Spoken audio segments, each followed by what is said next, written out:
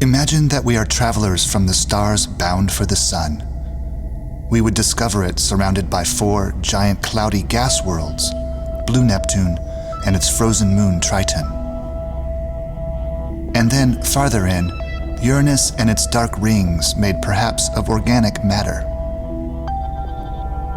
Saturn, the jewel of the solar system, set within concentric rings composed of 1 billion icy moons.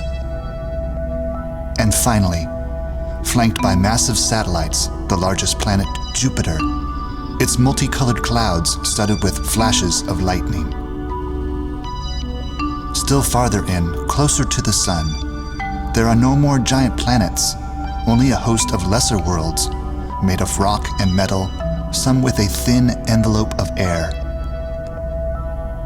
They huddle about the sun with almost no internal heat of their own. Tiny places with solid surfaces, one of which is a blue and pretty world called Earth. Half covered with clouds, it is the home planet of travelers who have just learned to sail the sea of space to investigate close-up Jupiter, Saturn, Uranus, and Neptune. It's brothers and sisters in the family of the sun.